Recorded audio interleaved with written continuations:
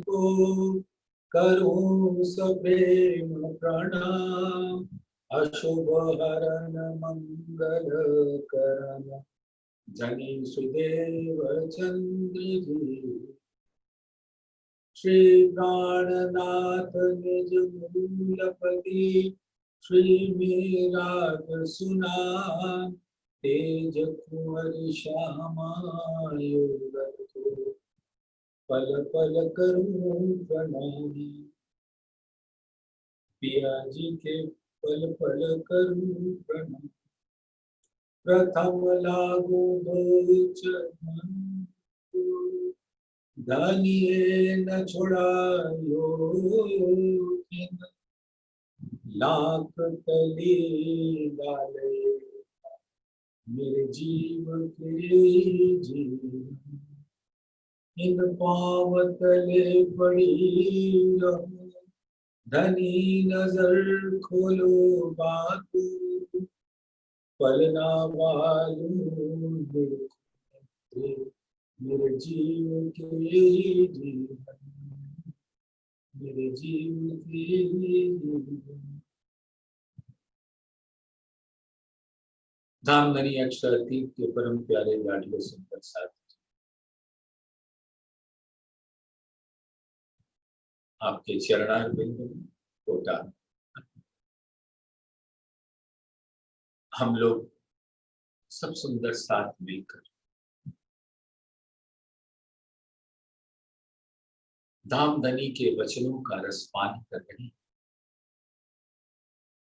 श्रृंगार ग्रंथ के द्वारा जो परम धाम का श्रृंगार है, धामधनी का श्रृंगार, रूहों का श्रृंगार है और हर श्रृंगार राज्य का दिल। दिल कोमल तो श्रृंगार को, दिल सुगंधित तो श्रृंगार सुगंध, दिल सौंदर्यपूर्ण तो श्रृंगार सौंदर्य। दिल में प्रेम तो प्रेम का ही सौंदर्य का श्रृंगार।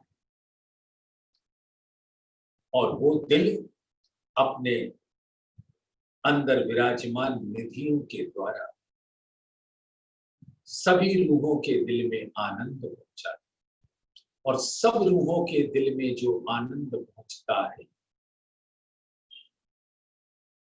वो सारे के सारे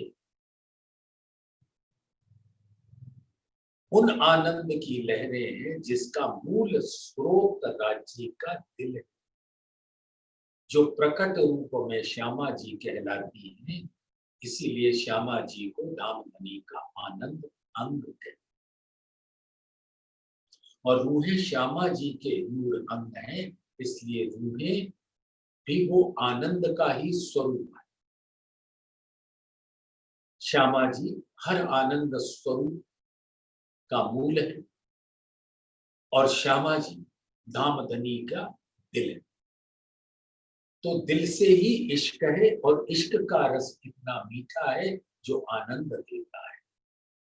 ऐसे श्रृंगार ग्रंथ को जब सुंदर साथ तभी पढ़ पाता है, तभी सुन पाता है, तभी विचार कर सकता है जब धामधनी का प्रेममयी आदेश उतरता है।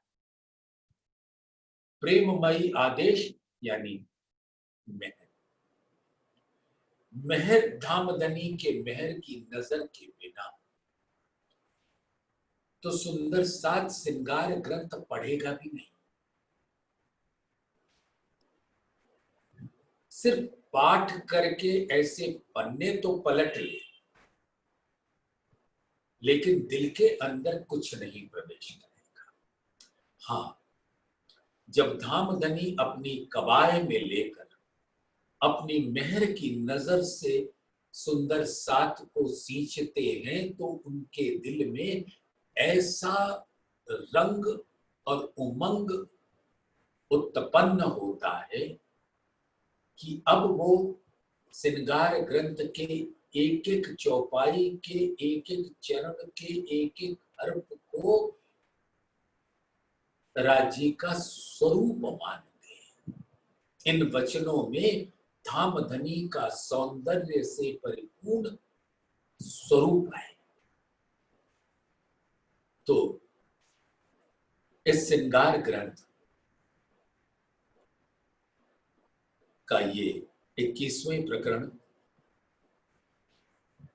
का सहूर होता है। मैं कई बार कह चुका हूं, श्रृंगार न पठन है, न चिंतन है, न सहूर है, ये तो चितवन है। प्रकरण 1 से लेके 29 तक चितवन चितवन चितवन, यानी धामधनी के दिल से अपना दिल लगाना, यही चितवन है और यही श्रृंगार का ग्रंथ। तो सुंदर सा आज 21वें प्रकरण की 207 नंबर की चौपाई के साथ प्रारंभ करेंगे। और इस प्रकरण में कुल 229 चौपाइयां, उसमें जो भी भाव निकल के आता है हम सब सुंदर सा अपने दिल में उसके रस को प्रवाहित करें, उसके रंगों को अपने दिल में अंकित करें। हस्त कमल अति कोमल, उज्जल हथेली लाल, कहते लीके सलूकियां, हाय हाय लगत नहैड़े हाल। मेरे प्यारे सुंदर सा, हस्त कमल अति कोमल, किसी भी तन में हस्त कमल के फैल क्या होते, सुंदर साथ विचार।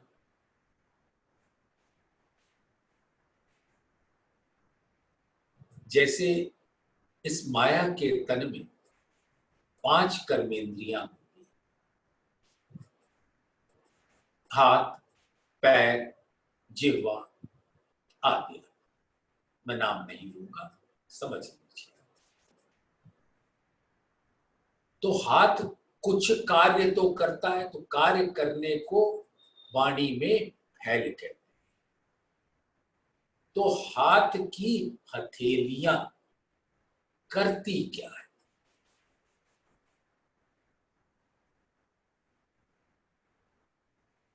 धामधनी जिस बागा को धारण करते हैं, जामा को धारण करते हैं, सोचिए अगर ये बाजू ना हो तो बागा कैसा होगा, जामा कैसा होगा। और बिना हथेलियों के ये बाजू क्या कर पाएंगे। तो कोई भी कार्य हथेली और उससे लगी हुई अंगुलियों से संपादित होती है। अब परम धाम की लीला का ध्यान करें। धामधनी जब आरोगते हैं तो अपनी हथेलियों और अंगुलियों का इस्तेमाल कर, उसके बिना तो आरोगना ही संभव नहीं। हथेलियों के इतनी महिमा है और हथेली के बिना अंगुलियां कुछ नहीं कर सकती और अंगुलियों के बिना हथेली कुछ नहीं कर सकती। तो जैसे एक हथेली में अंगुली देखे और हथेली देखे, तो अंगुली अगर हकीकत है तो हथेली मारिफत है। ये बड़े प्यार से सुंदर साथ लेना दिल में, तब उसका रस मिलेगा। हथेली के बिना अंगुलियां नहीं और अंगुलियों के बिना हथेली। तो अंगुलियों से लीला होती है, भोजन भी अंगुलियों से। जैसे धामधनी अपने पाग को बांधते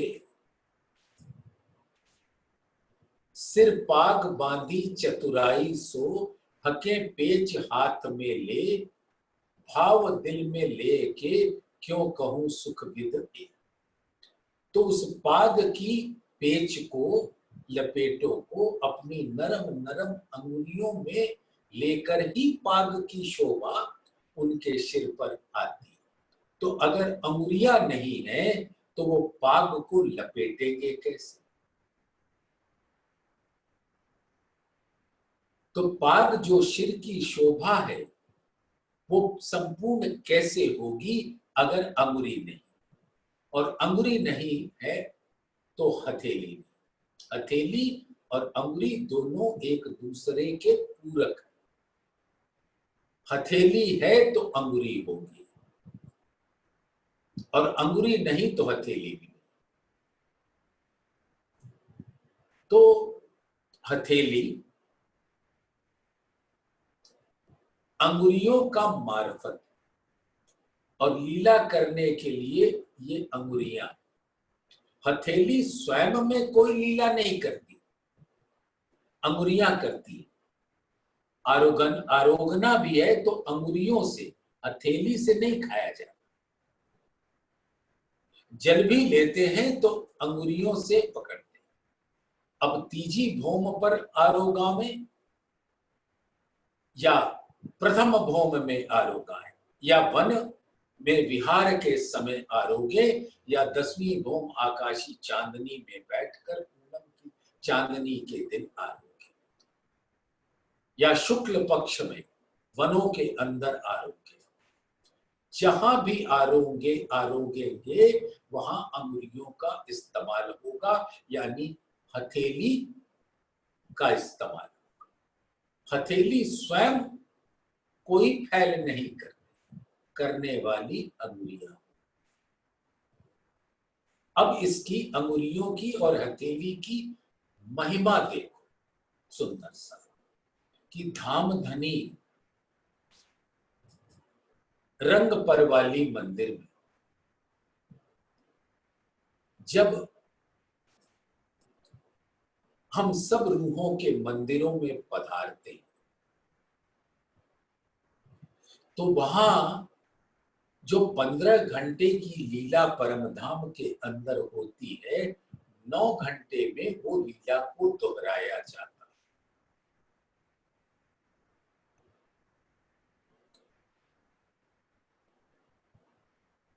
जैसे रूहें अपनी सुंदर अंगुलियों से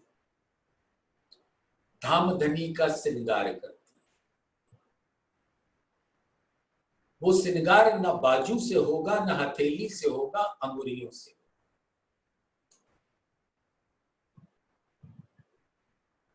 बाजू है तो हथेली है, हथेली है तो अंगुली।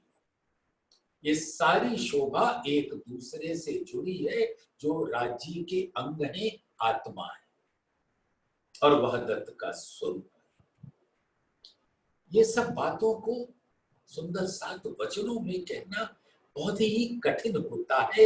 ये तो मात्र चितवन की स्थिति है कि आप विचार सकते हो कि रूहें अपनी सुंदर सुंदर नाजुक नरम कोमल अंगुलियों से, पतली पतली लंबी लंबी अंगुलियों से धामधनी का श्रृंगार किस प्रकार से अपने शयन के मंदिर में कराती। आशा पूरो सुख देव नए नए कराऊं श्रृंगार, जो पूरी मस्ती ना बेहोशी, सुख लेऊं सब अंग समान। धामधनी के हर अंग को रूहें संवारती, सजाती, और ये सजाना संवारना बिना हथेली और अंगुलियों के संभव नहीं। धामधनी भी रूहों का श्रृंगार सजाते हैं। जब रूहें धामधनी को जामा, पटुका, इजार, पिछौरी का श्रृंगार सजा देती, आभूषणों से सजा देती है। हर सजाना इन अंगुरी और हथेलियों का कार्य है। आप यहां पर कोई भी फैल देख लो, यहां के तन से देख लो, हथेली और अंगुरियां ना हो तो कोई कार्य नहीं हो सकता, और बाजू ही ना हो तो हथेली और अंगुरियों का अस्तित्व ही नहीं होगा। ऐसा है ना सुंदर साहब? तो सोचो, ये हथेली धामधनी की और उनकी अंगुरियां किस प्रकार से रूहों को श्रृंगार सजा, रूहें अपनी अंगुरियों से कैसे धामधनी को सजा, और ये सारी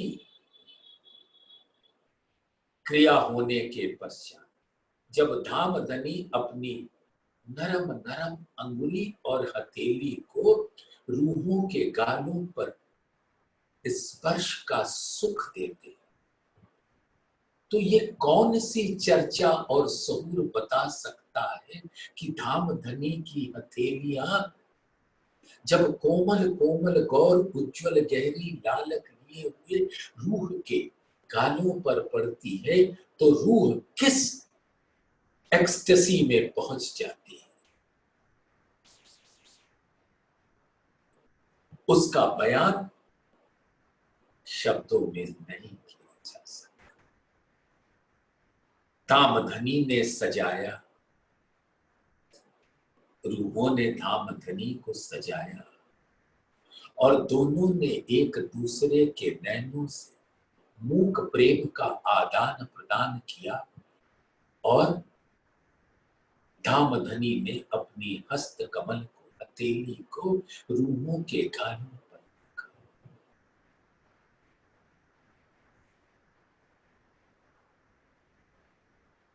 और रूहों की अंगुलियां धामधनी के घुंघराले अमृत जुल्फों के से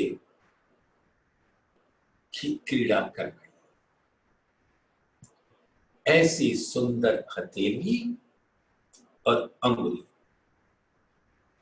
हस्त कमल अति कोमल, उज्जवल हथेली लाल, लाल यानी गहरे प्रेम का रंग। तो हथेली और अंगुलियों से जो भी लीला होती है वो प्रेम को दर्शाती है, और उसमें कोई दाग नहीं होता, उज्जवल होता है। कहते लीके सलूकियां, हाय हाय लगत न हैड़े भाल। अब हथेली के अंदर जो लीके, लीके यानी रेखाएं, धामधनी उन रेखाओं को इतनी गहरी कर देते, जब रूहें उस हथेली पर अपनी नजर डालती हैं तो लीके तो सागर का स्वरूप हो जाती है, और इश्क का रस उन लीकों से छलकने लगता है। दामधनी का हर अंग इश्क का सागर है, तो हथेली की लीकें इश्क के सागर को लहराते हुए सभी रूहों को आच्छादित कर देती, और ऐसी लीकों की सलू की शोभा सौंदर्य की जब बात उठती तो आत्मा के दिल में भाले के समान चुभती। उस हथेलियों का सुख हम परम धाम में लेते थे अनजाने, अब जब हथेली का सुख, हथेली धामधनी का वो दिल है जिसका हकीकत स्वरूप अंगुरियां, और इससे किस प्रकार से धामधनी अपने इश्क का रस पिलाते हैं अपनी रूहों को, ये जानने के बाद जब 7वें दिन की लीला में हम उठ खड़े होंगे और जान के धाम धनी के अंगुलियों का, हथेलियों का, चरण कमलों का, चरण कमल के नख का, हस्त कमल के अंगुलियों के नख का दीदार करेंगे तो किस प्रकार से हमारे दिल में उमंग और उत्साह उल्लास भरा होगा। पतली पांचों अंगुरियां, पांचों जुदी जुगत। अब उसकी बनावट अद्भुत, कोई लंबी से छोटी होती हुई अंगुरी, इनमें से एक अंगुरी भी अगर शोभायमान नहीं तो कार्य पूर्ण रूप से संपादित नहीं होगा। रूहें जो रिझाने का फैल करना चाहती हैं वो बिना अंगुलियों के हो सकता है। पतली पांचों अंगुरियां, पांचों जुदी जुगत, जुदे जुदे रंग नंग मुंदरी, शोभा ना पहुंचे सिफत। और हर अंगुरी में विध विध की अंगूठियां हैं, मुंदरियां हैं।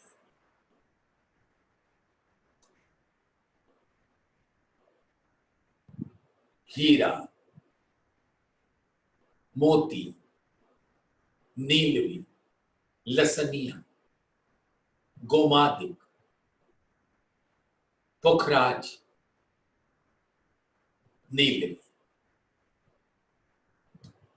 ये आठों अंगुरियों में धामधनी धारण।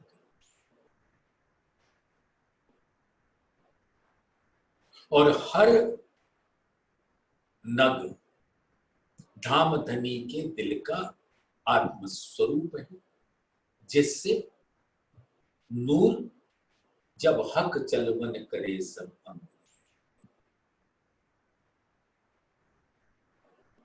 पहुंची काड़ो कड़ी हस्त कमल की मुंदरी, नख का नूर चीर चढ़िया आसमान लो, जो हक चलवन करे सब अंगुरी। तो इन अंगुरियों की के फैल को दीदार करें, जिसके हिलने से, डुलने से जिमी से आसमान के बीच में नूर ही नूर भर जाता अपने अनंत गुणों के साथ। निर्मल अंगुरियों नख, अब अंगुरियों के जो नख हैं वो अति निर्मल है, स्वच्छ, श्वेत, गुलाबी आभा लिए, ताकि जोत भरी आकाश, जो हक चलवन करे सब अंग। शब्द न इन आगू चले, और शब्द बहुत पीछे रह जाते, उसका नूर बढ़ता चला जाता है, मानो आसमान को चीरता चला जाता है। क्यों कहूं अर्श प्रकाश, और परम धाम में उस नूर का वर्णन कैसे करूं। अब चरण कमल चित्त दे के बैठ बीच खिलवत। सुंदर साथ एक हकीकत स्वरूप है, एक मार्फत स्वरूप। आप सभी सुंदर साथ अब तक इन सब हरफों से भली भांत वाकिफ हो चुके हो। दिल में ऐसा विचार आता है कि कल जब 20वां प्रकरण श्रृंगार का प्रारंभ होगा, उसके पहले 15 से 20 मिनट के अंदर इन धामधनी के इन हरफों को अपने दिल में इस प्रकार से समझकर उतार लें कि जब वाणी प्रारंभ होती है तो उसके रसपान में कोई व्यवधान न आने पाए। काफी सुंदर साथ इसको पहले से जानते, लेकिन हो सकता है कुछ सुंदर साथ ना जानते, इसलिए सबके खातिर उसका वर्णन होगा। अब धामधनी के चरण कमल देखो, अब चरण कमल चित्त दे के बैठ बीच खिलवत। एक खिलवत परम धाम, और परम धाम के अंदर मूल मिलावा पांचवी गोल हवेली प्रथम भौम पर, वो भी खिलवत।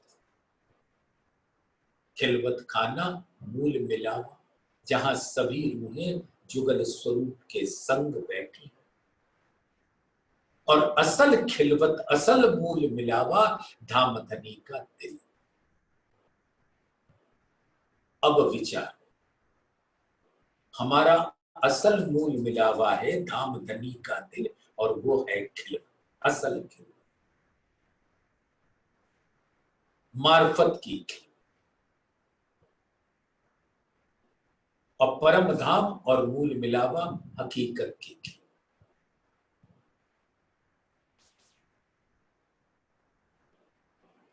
अब चरणों को देखना है तो कहां से देखें? मूल मिलावे में हम जितनी आत्माएं हैं, परात्म, वो सब फरामोश। अब चरण कमल चित्त दे के बैठ बीच खिलवत। तो खिलवत खाने में बैठकर फरामोश अवस्था में धामधनी के चरण कमल को कैसे देखें?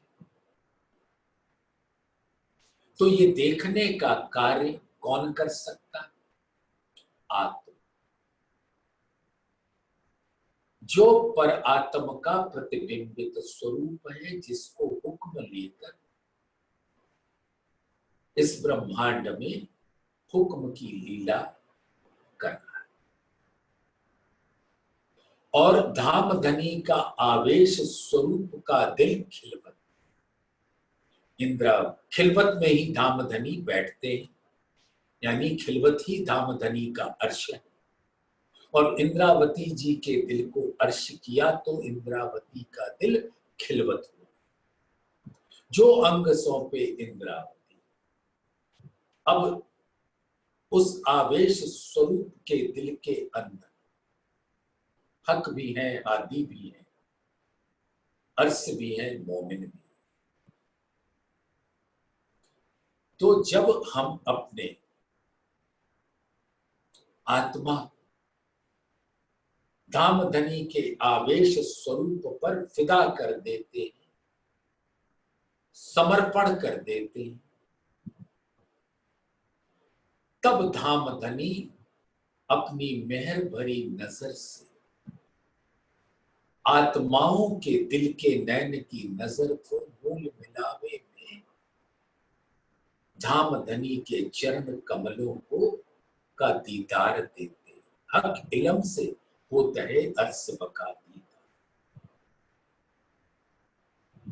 तो सुंदर सा इस ब्रह्मांड में हमें श्री प्राणनाथ जी के चरणों में अपने आप को समर्पण करना, कुर्बान करना है।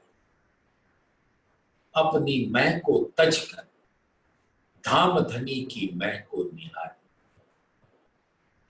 और जब उनके चरणों में पूर्ण ईमान, श्रद्धा, विश्वास, यकीन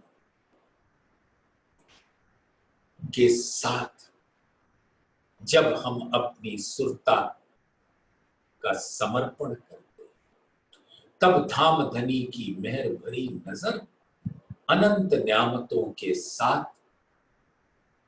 अपने हस्त कमल को हमारे शिर कमल पर रख देती है। तो हमारे शिर कमल इतने ज्योतित हो जाते हैं कि उनके दिल के नैन की नजर धाम धनी मूल स्वरूप के चरण कमलों का दीदार कर पाती। अब चरण कमल चित्त दे के बैठ बीच खिलवन, आवेश स्वरूप के दिल के अंदर अपनी सुरता को ले जाइए समर्पण के साथ। तब धाम धनी वहीं आपको बिठाकर अब आपका मूल स्वरूप भी का दीदार कराएंगे और धाम धनी के मूल स्वरूप के चरणों की कोमलता का, तली का, लाख का, एड़ी का, घूंटी का, फना का, अंगूठे का, अंगुलियों का दीदार कराएंगे। देख रूह नैन खोल के जो आवे अर्श। तो प्राणनाथ जी की मेहर भरी नजर अपनी निस्बत, हुक्म का बल और धाम धनी के कबाए में बैठ अपनी सुरता मूल मिलावे में ले जा, धाम धनी के उस गौर उज्ज्वल गहरी लालक लिए हुए सुंदर, अति कोमल, अति सुगंधित चरण कमलों का दीदार, रूह नैनो दीदार का, रूह जुबां हक सो हो, रूह कानो हक बातें सुन, यही पट रूह का। तो देख रूह नैन खोल के जो आवे अर्श लज्जा। अब जब उस रूह के नैन से, धाम धनी की मेहर से, धाम धनी के मूल स्वरूप के चरणों का दीदार होगा तो अर्श की लज्जत दिल में उतरने लगेगी। इत बैठ निरख चरण को देख चकलाई चित्त दे। अब जब आवेश स्वरूप के मेहर से आत्मा की सुरता मूल मिलावे में पहुंचकर धनी के चरण कमल का दीदार करे तो उसको निरखे। एक होता है सिर्फ देख लेना और एक होता है निरखना। अब कैसे यहां के शब्दों में बयान समझ नहीं आता। किसी जगह जहां प्रोडक्शन होता है तो वहां बहुत सारे प्रोडक्ट बनते रहते हैं। तो एक तो है कि प्रोडक्ट बन रहा है, आप खड़े होकर देख रहे हैं, और एक आप इंस्पेक्शन कर रहे हैं, यानी एक प्रोडक्ट को उठाकर उसकी लंबाई भी देख रहे हो, चौड़ाई भी देख रहे हो, गहराई भी देख रहे हो, उसके हर गुण को अपने दिल की कसौटी पर परखते, तब उस प्रोडक्ट का रस पूरी तरह से आपको मिलता है, उसको कहते हैं निरखना। तो देखने और निरखने में ये अंतर है। अब धाम धनी के चरणों को मैंने निरखना प्रारंभ कर दिया धनी की मेहर से। उसके बगैर तो उसके तेज को देख ही नहीं सकते, उसके रंग रस को तो देख ही नहीं सकते। तो वो तो धाम धनी की मेहर जब अपनी नजर का रस नूरमयी इश्कमयी पिलाता है, तब दिल के नैन की नजर ऐसी हो जाती है कि अब मैं उस चरण कमल को निरखती। अब मैंने चरण तली को देखा, परम धाम का जो अनंत सौंदर्य है वो धाम धनी के दिल का सौंदर्य है, और वो दिल का अनंत सौंदर्य धाम धनी के चरण तली पे प्रकट होगा। धाम धनी के दिल को देखना है तो चरण तली को देख ले। अब उसकी एक एक लीक को देखे, उसकी सलूकी को देखे, उसकी चकलाई को देखे, उसकी बनावट को देखे, तो दिल उससे अरस परस हो जाता। अब दिल ये को अनुभव आ जाता है कि मैं ही तो धाम धनी का ये चरण कमल हूं। चरण कमल भी आत्म और मैं भी आत्म, और मैं चरण कमलों से अरस परस हूं। और चरण कमल धाम धनी के दिल का स्वरूप है, और उस दिल के अंदर अनंत महासागर। तो मैं चरण तली को देखते देखते उन सागरों में झीलने लगती। ये कहलाता है निरखना। इत बैठ निरख चरण। अब उसकी लालिमा को देखिए, गहरी लाल प्रेम का रंग है, और धाम धनी का दिल इश्क का, प्रेम का। जितने स्वरूप हैं परम धाम के, ब्रह्म सृष्टियों के साथ, सबके नूर के अंदर लालिमा छिपी हुई होती है, और वो सारी लालिमा प्रकट होए के धाम धनी का दिल का रंग हो जाता है, जो लाल है, गहरा लाल है। और वो धाम धनी के चरण कमल पर उद्योत होता है, प्रकट होता है। धाम धनी का दिल चरण कमल अरस परस। देख चकलाई चित्त दे। उसकी बनावट और उसके शोभा को अपने दिल में धारण कर, और अपना दिल उस शोभा में बसा दो। नरम तली अति उज्जल और अतंत उज्ज्वलता को धारण किए, अतंत कोमलता को धारण, अति सुगंधित। रूह तेरा सुखदायक। रूहों को अगर धाम धनी के दिल का सुख पाना है तो उन चरण कमलों का दीदार निरखना, हर घड़ी हर पल करती रहे। जोत देख चरण नख की, जाए लगी आसमान। चीर चली सब जोत को, कोई ना इनके मान। अब चरणों के जो नख है, उसका जो नूर धाम धनी का दिल अपने अनंत गुणों के साथ अपने हर अंग में बसता है। तो चरण तली के अंगुलियों के नख को देखें, उसमें धाम धनी के दिल का नूर और उसकी लहरें आसमान को चीरती हुई चारों तरफ अनंत रंगों के साथ शोभायमान हो जाती। चीर चली सब जोत को, कोई ना इनके मान। कोई इसके बराबर नहीं। परम धाम के 25 पक्षों को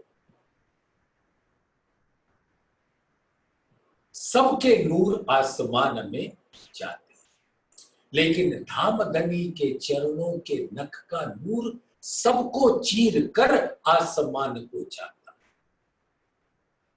यानी सारे परम धाम के नूर समा जाते हैं धाम धनी के चरणों के नख के नूर में। ये शोभा वर्णन नहीं हो सकती, ये तो चित्त में धारण की जैसे। हम चितवन के बहुत स्वरूप बताते हैं। हम सब सुंदर साथ बैठते हैं, विध विध की बातें बोलते हैं, जिसको अंग्रेजी में कहा जाता है गाइडेड मेडिटेशन। यानी हम सभी आत्माओं की सुरता को एक सही राह पर ले चलकर धाम धनी के चरणों में पहुंचाते हैं। फिर दीदार करो। तो यहां पे धाम धनी कह रहे हैं दीदार करो, लेकिन दीदार का स्वरूप निरखना हो, सिर्फ दीदार करना ना हो।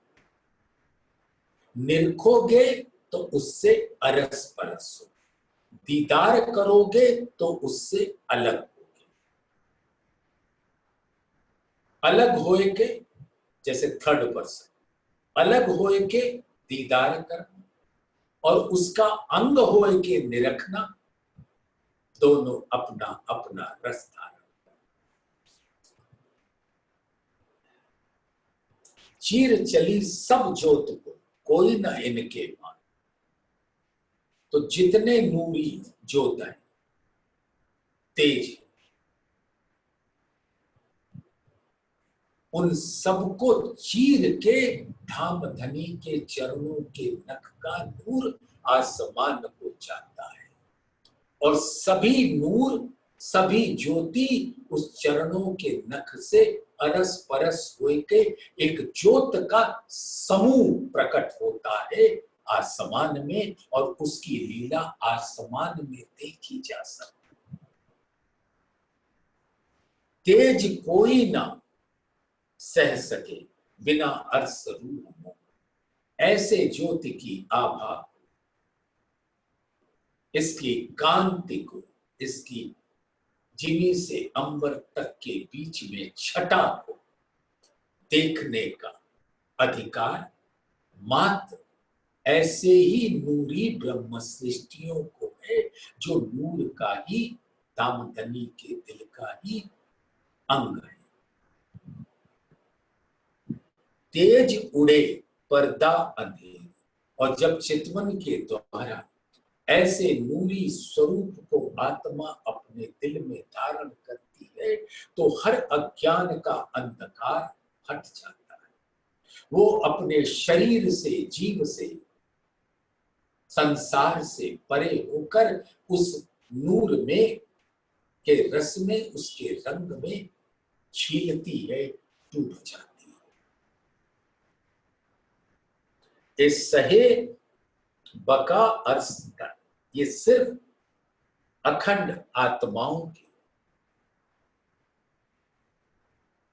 तन ही उस नूर को सह सकता, जो उस नूर का अंग है, स्वरूप है। जैसे अग्नि अग्नि को नहीं जला सकती, ऐसे ही ब्रह्म सृष्टियों के नूर तन, नूर अंग, धाम धनी के चरणों के नख का नूर की ज्योति जला नहीं सकती। हाँ, उसके साथ उसको भी अरस परस कर सकती। अर्श तन की यह बैठक, ए जोतय के सीचेल, ए अरवा तन सब अर्श के, इनो नजरों रहे ना खे।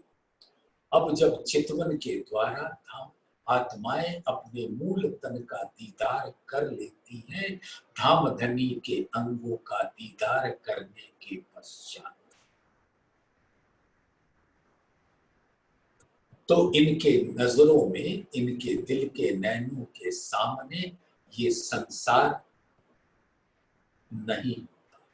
यानी वो इस तन में रहकर भी कमल के फूल की तरह,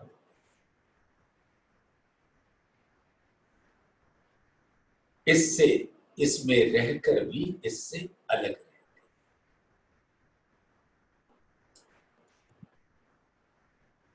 न शरीर का भान होता है, न जीव का भान होता है, न संसार और संसार की लीलाओं का भान।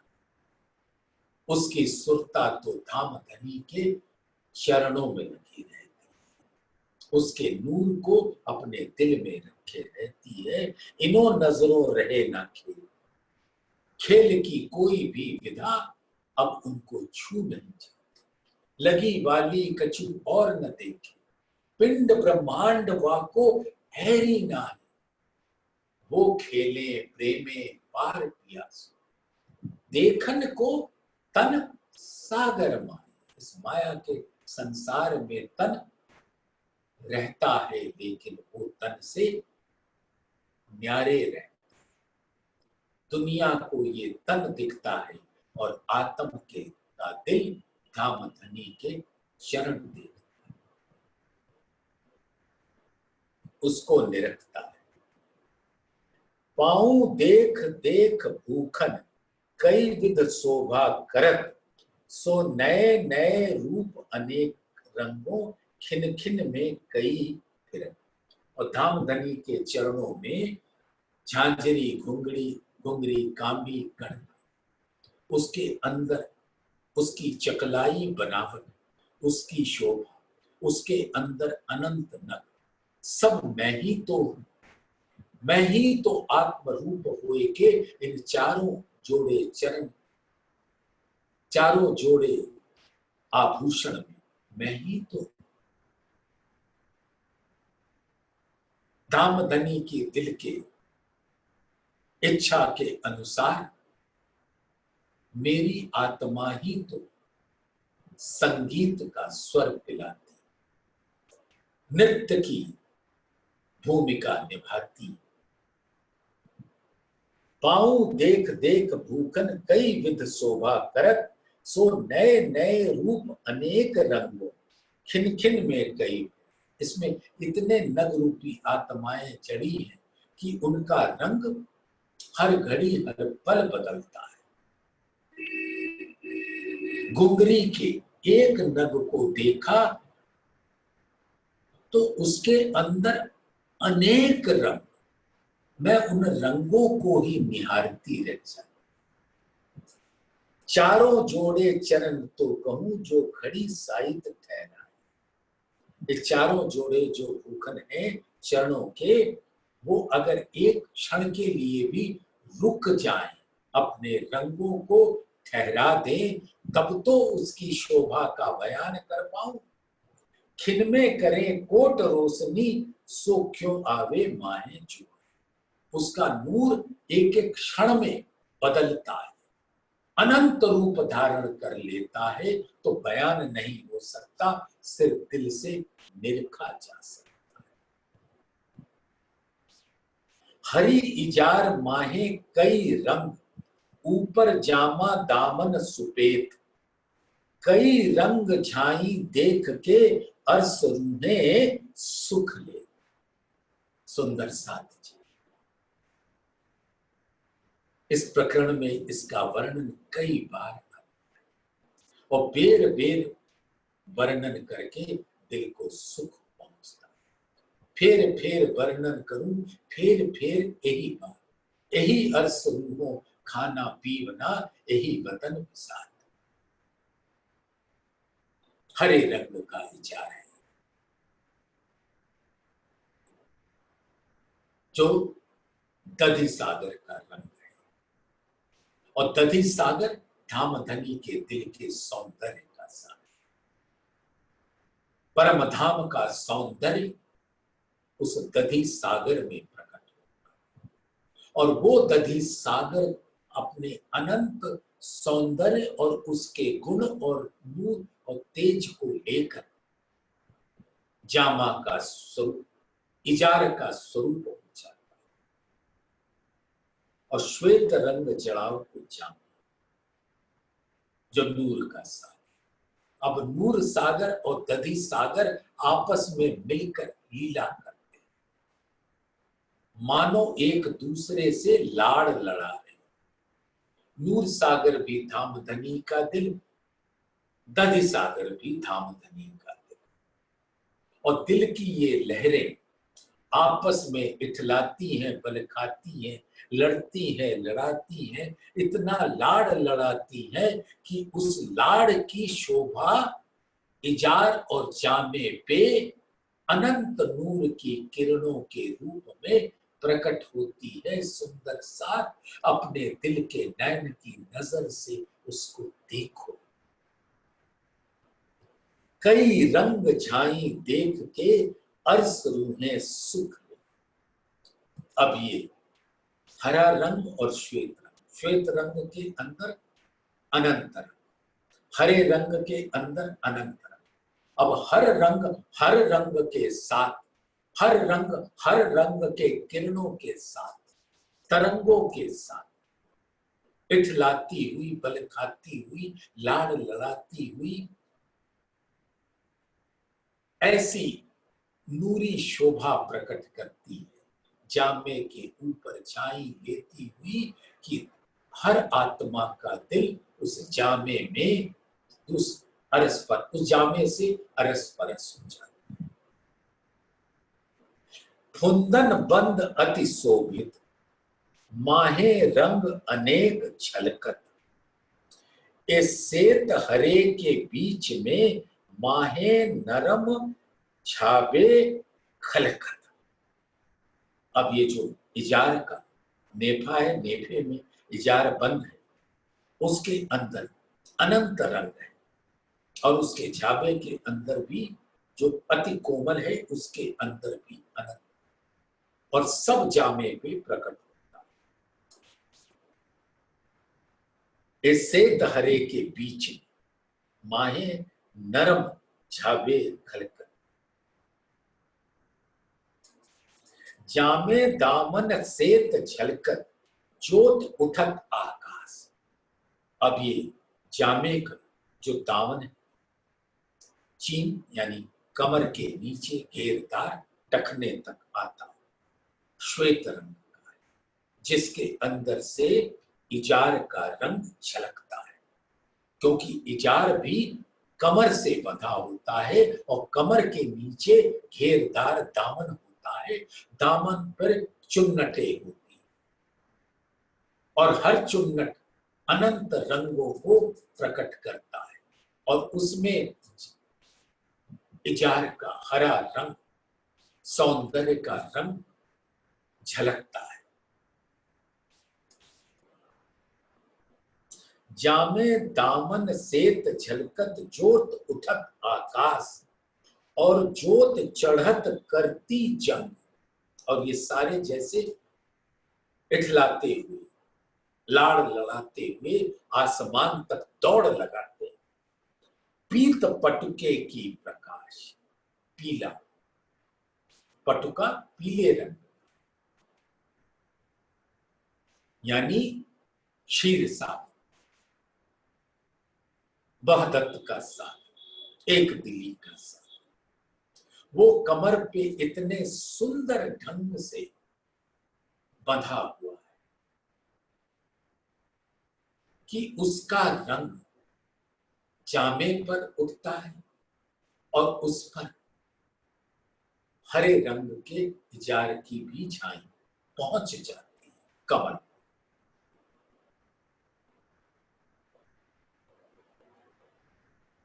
हार शोभित हृदय पर, बाजू बंद पहुंची कड़े, सुंदर स्वरूप सिर मुकट दिल आशिकों देखत खड़े।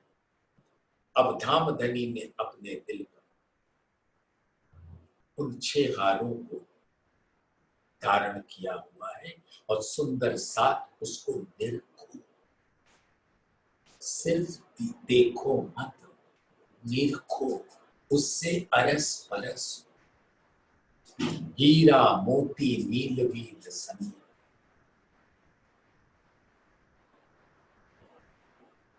5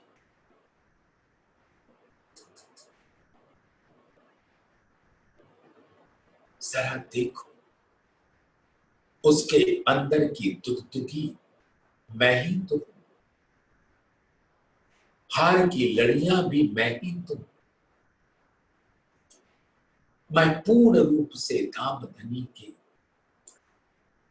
सुंदर हैड़े से अरस बरस हुई जा, जो जामा श्वेत रंग जड़ाओ को जामा, यानी मूल के सागर धामधनी के दिल के सागर से अरस परस हुई जा रही, बाहों में बाजू बंद पहुंची कड़ी, और इस ऐसे सुंदर स्वरूप के ऊपर सुंदर पांच रंग का मुख पांच, दिल आशिकों देखत खड़े। अब उससे ऐसा देखना है कि अब मैं उसको निरख निरख के उससे अरस परस हुई जा रही। चोली चादर हार चल, जामे के पीछे चीनी चादर, पिछौरी लटक रही है टखने। चोली चादर हार झलकत, तो पिछौरी भी झलक रहा है, हार भी झलक रहा है, और सबके नूर आकाश में जाकर प्रकट होते। तो शोभा मुख मुकुट की किन विध कही जाए, तो मुकुट की शोभा का क्या बयान करें।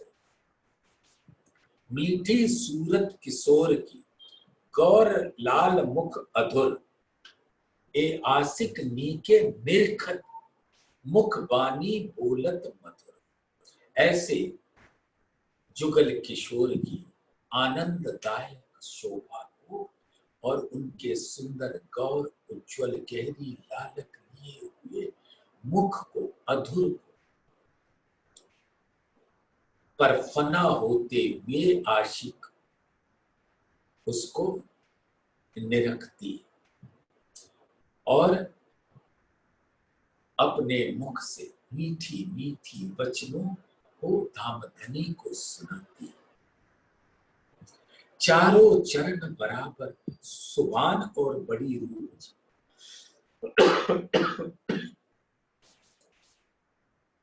गौर सब गुण पूरन सुंदर शोभा और सलूकी। जुगल स्वरूप के चारों चरण कमल, सुभान यानी राज्य और बड़ी रूप यानी श्यामा जी, ये चारों चरण एकदम बराबर शोभायमान है, गौर है, और अनंत गुण जो जमाली के गुण हैं वो इन चरणों में प्रेम आनंद सौंदर्य एकत्व आदि, सुंदर शोभा और सलूकी, और उसकी जो बनावट है, उसकी जो सुंदरता है, वो आत्मा के दिल में गड़ जाती। तेज ज्योत नूर भरे लाल तली कोमल, लाल लाके लीके क्यों कहूं रू निरखे नेत्र निर्मल। सुंदर साथ आत्मा का दिल जब इस तन से परे होता है तो वो निर्मल हो जाता है, और जब वो निर्मल हो जाता है तब वो निरख सकता है। सुंदर साथ अब क्या कहूं, यहाँ के वर्णन से वहां का बात करनी पड़ती।